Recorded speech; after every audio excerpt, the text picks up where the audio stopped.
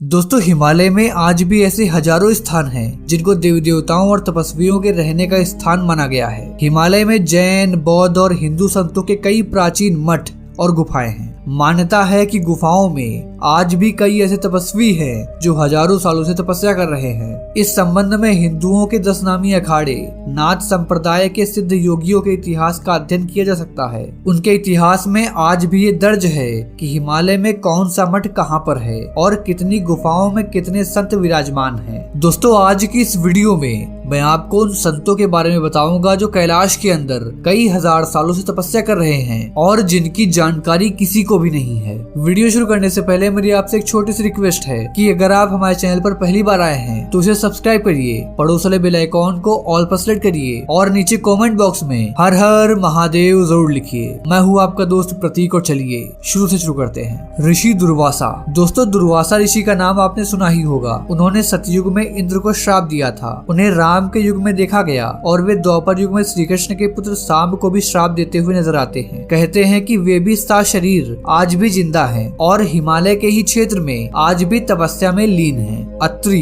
दोस्तों, अत्रि नाम से कई ऋषि हो गए हैं। एक है ब्रह्मा के पुत्र अत्रि। इन्होंने कर्दम की पुत्री अनुसुईया से विवाह किया था। इनके ही पुत्र दत्तात्रेय, चंद्रमा और दुर्वासा थे। दोस्तों, उनका आखिरी अस्तित्व चित्रकूट में सीता अनुसुईया संवाद के समय प्रकट हुआ था। कहते हैं कि वे भी हिमालय के किसी क्षेत्र में रहते हैं। जाम्बवंत। दोस्तों, गंधर्व माता और अग्नि के पुत्र जाम्बवंत को ऋक्षपति कहा जाता है। परशुराम और हनुमान से भी लंबी उम्र है जाम्बवंत की, क्योंकि उनका जन्म सतयुग में राजा बलि के काल में हुआ था। परशुराम से बड़े हैं जाम्बवंत और जाम्बवंत से बड़े हैं राजा बलि। जाम्बवंत सतयुग और त्रेता युग में भी थे और द्वापर युग में भी उनके होने का वर्णन मिलता है। जाम्बवंत जी ने ही हनुमान जी को उनकी शक्तियों को याद दिलाया था। श्री कृष्ण की एक पत्नी जाम्बवंती उनकी पुत्री थी। जाम्बवंत जी को चिरंजीवियों में शामिल किया गया है जो कलयुग के अंत तक रहेंगे। कहते हैं कि हिमालय की किसी गुफा में आज भी रहते हैं परशुराम कली काल के अंत तक शरीर में ही रहेंगे। परशुराम सतयुग में थे जब उन्होंने अपने फरसे से गणेश जी के एक दांत को तोड़ा था। त्रेता युग में भगवान राम द्वारा शिव जी का धनुष तोड़े जाने के समय वे आए थे और उन्होंने राम को आशीर्वाद दिया था। इसके बाद द्वापर युग में उन्होंने श्री कृष्ण को चक्र प्रदान किया था। कुछ लोग कहते हैं कि भगवान श्री हरि विष्णु के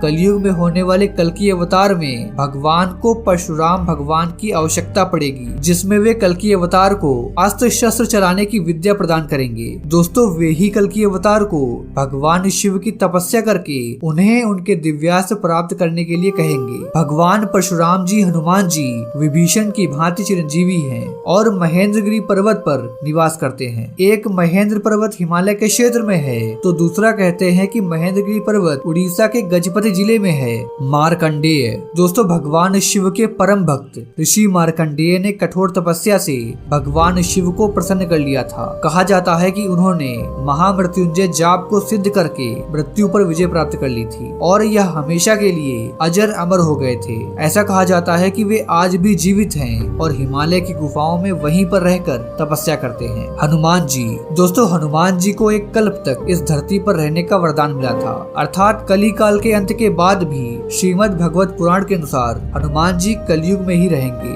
और वे गंधमादन पर्वत पर रहकर प्रभु श्री राम की तपस्या में लीन रहेंगे। दोस्तों, मान्यता है कि हिमालय के कैलाश पर्वत के उत्तर में गंधमादन पर्वत स्थित है, दक्षिण में केदार पर्वत है। सुमेरु पर्वत की चारों दिशाओं में स्थित गजदंत पर्वतों में से एक को उस समय गंधमादन पर्वत कहते थे। आज भी यह क्षेत्र तिब्बत में है। विभीषण। दोस्तों, रावण के छोटे भाई विभीषण, जिन्होंने राम नाम की महिमा जप कर अपने भाई के विरुद्ध लड़ाई में उनका साथ दिया था और जीवन भर राम नाम जपते रहे। उन्होंने भगवान राम को रावण की मृत्यु का राज बताया था। भगवान राम ने प्रसन्न होकर विभीषण को चिरंजीवी होने का वरदान दिया था। विभीषण भी हिमालय के किसी क्षेत्र में जीवित है। अश्वत्थामा।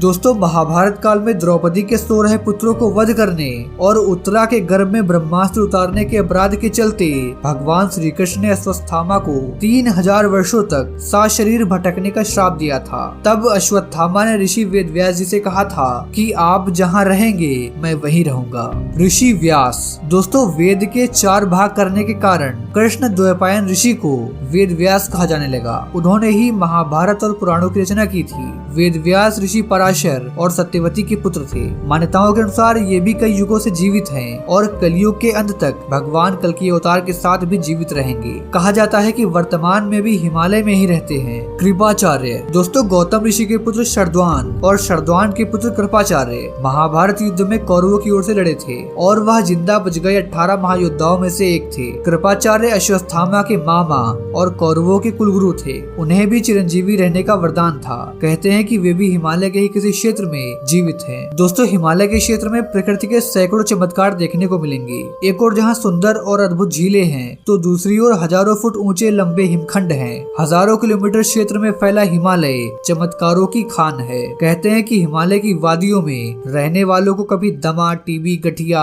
कुष्ठ, चर्म रोग, नेत्र रोग जैसी बीमारियां नहीं होती। प्राचीन काल से ही हिमालय में देवता रहते थे। दोस्तों, हनुमान जी हिमालय के एक क्षेत्र से संजीवनी का पर्वत उखाड़ कर ले आए थे। हिमालय ही एकमात्र ऐसा क्षेत्र है जहाँ दुनिया भर की सभी जड़ी बूटियों का भंडार है। हिमालय की वन संपदा अतुलनीय है। हिमालय में लाखों जड़ी बूटियाँ हैं जो व्यक्ति के हर तरह के रोग को दूर करने में काम आती। इसके अलावा ऐसी भी कई चमत्कारिक जड़ी बूटियां हैं जिनका वर्णन अथर्ववेद, आयुर्वेद और जड़ी बूटियों के ग्रंथों में मिलता है। भारतीय चिकित्सा पद्धति में आदिकाल से ही जड़ी बूटियों को विशेष महत्व दिया गया है। अनेक प्राकृतिक फूलों, जड़ी बूटियों और वनस्पतियों की सुरम्य स्थली का महत्व जानना बहुत जरूरी है। मित्रों, महर्षि चरक ने अपनी चरक संहिता में उल्लेख किया है कि हिमालय दिव्य औषधियों की भूमि है, कि हिमालय दिव्य औषधि भूमि में सर्वश्रेष्ठ है। मित्रों, हिमालय पर यति और कस्तूरी मृग का पाया जाना भी बहुत बड़ा रहस्य है।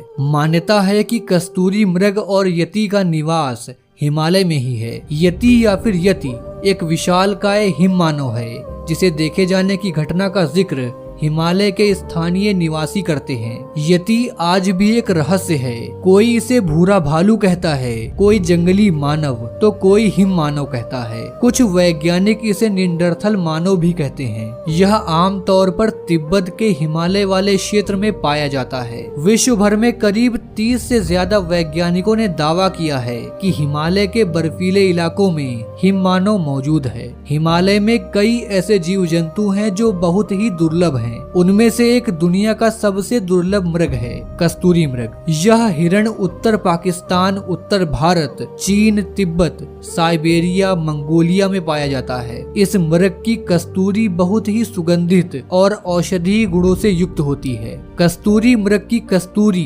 दुनिया में सबसे महंगे पशु उत्पादों में से एक है। यह कस्तूरी उसके शरीर के पिछले हिस्से की ग्रंथि में एक पदार्थ के रूप में होती है। मित्रों, कस्तूरी चॉकलेट के रंग की होती है जो एक थैली के अंदर द्रव रूप में पाई जाती है। इसे निकाल कर व सुखाकर इस्तेमाल किया जाता है। कस्तूरी मृग से मिलने वाली कस्तूरी की अंतरराष्ट्रीय बाजार में कीमत अनुमानित 30 लाख रुपए प्रति किलो है, जिसके कारण इसका शिकार किया जाता रहा है। आयुर्वेद में कस्तूरी से टीबी, मिर्गी, हृदय संबंधी बीमारियां, अर्थराइटिस जैसी कई बीमारियों का इलाज संभव है। मित्रों, इसका इस्तेमाल इत्र बनाने में भी किया जाता है। तो मित्रों, ये था आज का वीडियो। इस वीडियो के बारे में आपकी जो भी राय हो नीचे कमेंट बॉक्स में जरूर बताइए। मिलते हैं आपसे अगली वीडियो में एक नए टॉपिक के साथ। जय हिंद, जय भारत, वंदे मातरम।